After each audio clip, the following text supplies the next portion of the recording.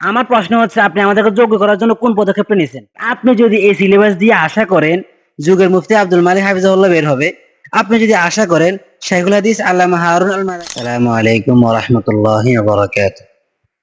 আলহামদুলিল্লাহি ওয়া কাফা ওয়া সালামুন আলা ইবাদিহি আল্লাযীনা ইসতাফা, আম্মা বা'দ।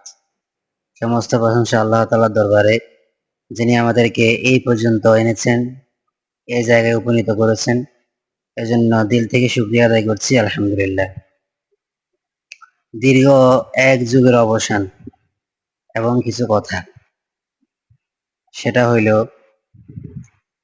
আমরা সেই ওয়ান থেকে নিয়ে আলিম দ্বিতীয় বর্ষ অর্থাৎ ইন্টার সেকেন্ড ইয়ার পর্যন্ত আমাদের 12 বছর হয়ে গেছে। এই জায়গায় এসে আমি ফিল করতেছি যে আমার কিছু কথা বলা দরকার, আমার ভিতর থেকে কিছু কথা আসতেছে। ঠিক আছে, আমার ভিতর থেকে কিছু কথা আসতেছে। আমার কথাগুলো হইল, আমাদের আলিমের মধ্যে অনেক গুরুত্বপূর্ণ কিতাব পড়ানো হয়। আমি যদি আপনাকে বলি, আমাদের আলিমের মধ্যে কোরআন পড়ানো হয় প্রায় 10 পারা। আমাদের আলিমের মধ্যে মিশকাতুল মাসাবিহ কিতাবটা পড়ানো হয় হাদিসের। আমাদের আলিমের মধ্যে নুরুল আনোয়ার পড়ানো হয়। আমাদের আলিমের মধ্যে শরহ বেকায়া পড়ানো হয়। আমাদের আলিমের মধ্যে সিরাজি পড়ানো হয়। আমাদের আলিমের মধ্যে বালাগাত মান্দিক পড়ানো হয়। আমাদের আলিমের মধ্যে হেদায়েতুন নাহ পড়ানো হয়। আরো অনেক গুরুত্বপূর্ণ কিতাব আমাদেরকে পড়ানো হয়। কিন্তু দুঃখের বিষয় কি জানেন, কোনো কিতাবই শেষ করা হয় না। আমরা কোনো কিতাবই শেষ করতে পারি না। আমাদের সিলেবাসটাই এমন যে আমরা কিতাবের শুরু অনেক সময় আমরা জানিও না। আমি উদাহরণস্বরূপ যদি আপনাকে বলি যে আমাদের শরহ বেকায়া যে কিতাবটা আছে, এই কিতাবটা আমাদের সিলেবাস শুরু হয় আলিমের কিতাবুল হজ থেকে। অনেক অধিকাংশ আলিয়া মাদ্রাসার ছাত্ররা যেটা মনে করে সেটা হচ্ছে যে মনে হয় কিতাবুল শরহ বেকায়া মনে হয় কিতাবুল হজ থেকে শুরু হয়। তারা জানেই না যে শরহ বেকায়ার মধ্যে কিতাবুত তহারাত নামে একটা অধ্যায় আছে। অধিকাংশ আলিয়া মাদ্রাসার ছাত্ররা, সব মাদ্রাসা না, কিছু কিছু মাদ্রাসা এখনো জানে, পড়ে। ঠিক আছে, তাহলে এই যে আমাদের যে একটা ব্যর্থতা, আমাদের অপারগতা, এটা কেন? এটার জন্য আসলে দায়ী কে? মাদ্রাসা তো এটার জন্য দায়ী না। মাদ্রাসা তো তাদের নিয়মের উপর অটল, তারা করতে বাধ্য। শিক্ষা বোর্ড যেটা তাদের উপর চাপিয়ে দিবে তারা সেটা করতে বাধ্য। আমাদেরকে যে সিলেবাস দেওয়া হবে তারা সেটা পড়াতে বাধ্য। মাদ্রাসার কোনো দোষ এখানে নাই। ঠিক আছে, সমস্যাটা বোর্ডের, শিক্ষানীতির মধ্যে সমস্যা, সিস্টেমের সমস্যা, সিলেবাসের সমস্যা। আমাদের সিলেবাস কিতাব সরাবেগার মধ্যে কিতাবুল হজ থেকে শুরু হয়। আচ্ছা আপনি আমাকে বলেন তো, তাহলে কিতাবুল হজের আগে যে কিতাব অধ্যায়গুলো আছে এগুলো কে পড়বে? আমাদের নূর আনোয়ারের মধ্যে শুধুই কিতাবুল্লাহ পড়ানো হয়, আমাদের সিলেবাস শুধুই কিতাবুল্লাহ। সুন্নাহ ইজমা কি আছে এগুলো কে পড়বে? ঠিক আছে, এখন অনেক মাদ্রাসায় কিতাবুল্লাহও শেষ করা হয় না। ঠিক আছে, আমাদের কোন কিতাব শুরু থেকে শেষ পর্যন্ত পড়ানো হয় না, অথচ আমাদের সময় আলিমের 2টা বছর। অন্যদিকে আমাদের ভাইয়েরা যারা কমি মাদ্রাসায় পড়ে, কমই ধারায় পড়াশোনা করে, তারা 10 থেকে 12 বছরের মধ্যে তারা দাওরায়ে হাদিস শেষ করে ফেলে। মানে কি বুঝতেছেন? তারা সিহাসিত্তের কিতাবগুলো তাদের আয়ত্তে, তাদের কলবের মধ্যে রসুলের অনেক বিশাল, রসুলের অনেক হাদিসের ভান্ডার তাদের কলবের মধ্যে আছে।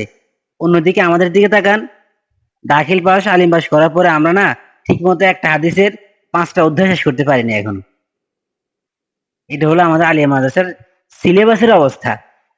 আপনি যদি এই সিলেবাস দিয়ে আশা করেন যুগের মুফতি আব্দুল মালিক হাফিজাহুল্লাহ বের হবে, আপনি যদি আশা করেন শাইখুল হাদিস আল্লামা হারুন আল মাদানী বের হবে, আপনি যদি আশা করেন এখান থেকে মুফতি দেওয়ার সাহেব হাফিজাহুল্লাহ বাইর হবে, আপনি না দিবাই, এটা কি বলে, দিবা স্বপ্ন, দিবা স্বপ্ন দেখতেছেন আপনি। এই সিলেবাস দিয়ে না কিচ্ছু হবে না, কিচ্ছু হবে না এই সিলেবাস দিয়ে। এই সিলেবাস দিয়ে আমরা কি করব? যা থেকে কি বুঝাবো আমরা এই সিলেবাস দিয়ে? আমাদের কি অনেক জ্ঞান আছে এটা বুঝাবো? নাই তো, আসলে নাই। বাংলাদেশের কয়টা আলিয়া মাদ্রাসায় এইসব কিতাবগুলো পড়ানো হয়? অনেক মাদ্রাসায় তো মূল কিতাবই চিনে না তারা।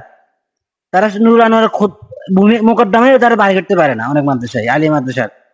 কিছু কিছু মাদ্রাসা ছাড়া, দারুন নাজাত, তামিল মিল্লাত, টুমচর, তারপরে ঝালকাঠি ইসলামী মাদ্রাসা, জামি কাশ্মীর, উল্লেখযোগ্য প্রথম সারির কয়েকটা মাদ্রাসা ছাড়া অধিকাংশ মাদ্রাসায় বিশেষ করে যেগুলোর মধ্যে সহশিক্ষা আছে, বিশেষ করে সেগুলা তারা জানেই না আসলে এগুলা কি, কিতাবগুলো কোথেকে আসছে, আসমান থেকে নাযিল হয়েছে, লেখক কে, কিতাব এগুলো কি, এটা কি হবে, মানে এটা আসলে কোন কিতাব, তারা বুঝে না এটা।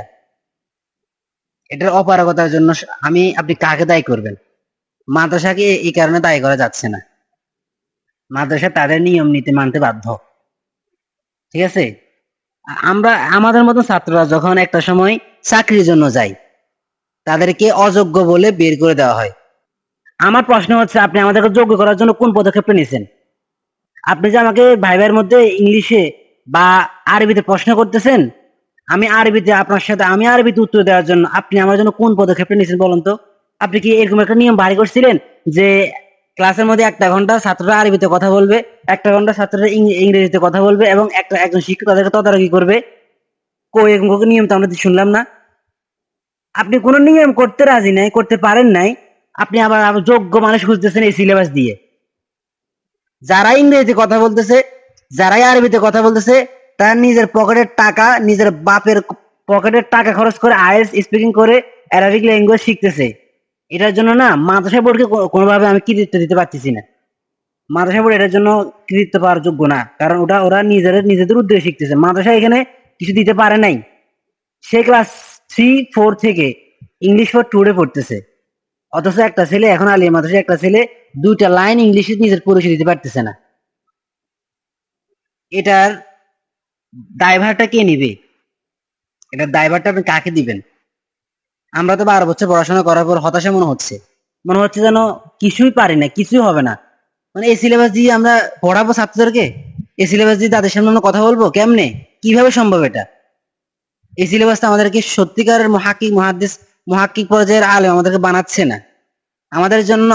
আমাদেরকে যে কিতাবগুলো আলিম মাদ্রাসায় পড়ানো হয়, একই কিতাব আমরা শেষ করার জন্য ভিন্নভাবে কয় মাদ্রাসায় যাওয়া লাগতেছে, ভিন্নভাবে কারো কাছ থেকে কোনো হুজুরের আন্ডার থেকে পড়া লাগতেছে সেকেন্ড টাইম।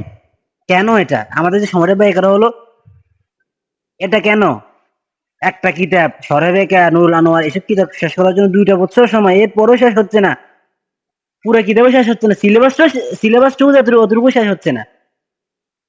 তাহলে এটা আসলে কি, মানে এই সিলেবাস দিয়ে কি হবে? এই সিলেবাস দিয়ে আপনি কি আশা করতে পারেন? আমরা আজকে 12 বছর পড়াশোনা করে ফেলছি, আমাদের মনে হচ্ছে যেন আমরা কিছুই শিখি নাই, কোনো কিতাবে আমাদের আয়ত্ত হয় নাই, কোনো কিতাব আমাদের আয়ত্তে আসে নাই, কোনো কিতাবের শুরু থেকে শেষ পর্যন্ত আমরা শেষ করতে পারলাম না। এটা আমাদের আফসোস, এটা আমাদের আফসোস। আমরা কথাগুলো তাদেরকে বলতেছি যারা দায়িত্বশীল আছেন। আমরা না অপারক, আমরা এখানে পড়তেছি অনেক আশা নিয়ে। আমাদের এসব আশাকে আপনারা ব্যাহত করবেন না।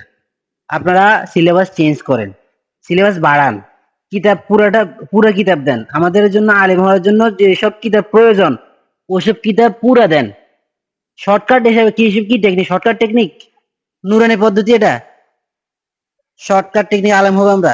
আমরা তো মহাকিক আলেম হওয়ার জন্য আসতেছি। আমরা অনেক অনেক এই আশা নিয়ে আসতেছে না, তো আপনারা তো আমাদের আশা পূরণ করতে পারতেছেন না। আমরা তো ভার্সিটিতে যাচ্ছি না, আমরা যাবো না ওদিকে। আমরা আমাদের আলেমের যে ধারা, ওটা ধরে রাখার জন্য চাইতেছি।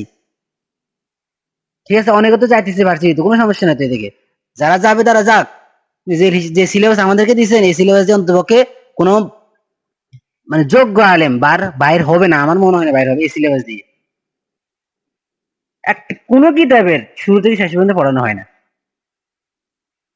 এটা সিলেবাস, অথচ ছাত্ররা সারা বছর ইংরেজি আইসিটির জন্য সারা বছর তারা কাটিয়ে দিচ্ছে, তারা প্রাইভেট পড়তেছে, অথচ তাদের জন্য যে গুরুত্বপূর্ণ কোরআন হাদিসের বিষয়গুলো পড়া দরকার তারা পড়তেছে না। এটা তারা পরীক্ষার দিন আগের রাত, পরীক্ষার আগের দিন আর কি, আগের রাত তারা কি করে, বিগত সালের বোর্ড কোয়েশ্চেন পড়ে, ওখান থেকে কমন আসে, পরীক্ষা দিয়ে ফেলে এ প্লাস চলে আসে। বাহ, কি সহজে তারা কোরআন হাদিসে তারা এ প্লাস তুলে ফেললো। এতটাও সহজ হয়ে গেছে এবার, না পড়ে এ প্লাস। অথচ তারা যে যে বিষয়টা সারা বছর পড়ছে, আইসিটি, ইংরেজি, ওখানে এ প্লাস তারা আসে না। তারা শুধু শুধু আসলে যারা আমাদেরকে এসব বিষয় দিয়ে আমাদের থেকে সময় নিয়ে নিছেন তারা সফল হয়ে গেছে। যারা চাইছেন যে আমরা কোন হাদিস থেকে দূরে থাকি, তারা সফল হয়ে গেছে তারা তাদের চেষ্টায়। আমরাই পিছিয়ে পড়ছি, মূলত। হ্যাঁ, এই সিলেবাস দিয়ে আসলে কিচ্ছু হবে না। আমরা আমাদের আকুল আবেদন, সিস্টেমে সমস্যা, সিস্টেমের সমস্যা, এটা চেঞ্জ করতে হবে। এই সিস্টেম দিয়ে আমাদের মনের আশা পূরণ হবে না। আমাদের এক্সট্রা পড়ালা আমাদেরকে কিতাব শেষ করার জন্য আরেক জায়গায় যাওয়া লাগতেছে। এটা আলিয়া মাদ্রাসার ব্যর্থতা, শুধু ব্যর্থতা না, অনেক বড় ব্যর্থতা এটা। সব মাদ্রাসায়, বাংলাদেশের সব মাদ্রাসায়, সব আলিয়া মাদ্রাসায় কিতাব শেষ করানো হয় না। কিছু কিছু মাদ্রাসায় ছাত্ররা নিজেদের উদ্যোগে, উস্তাদের আগ্রহে, ছাত্রদের আগ্রহে সম্মিলিত হলে তারা কিতাব পড়ে, অন্যথায় কিতাব তারা ছিনিও না।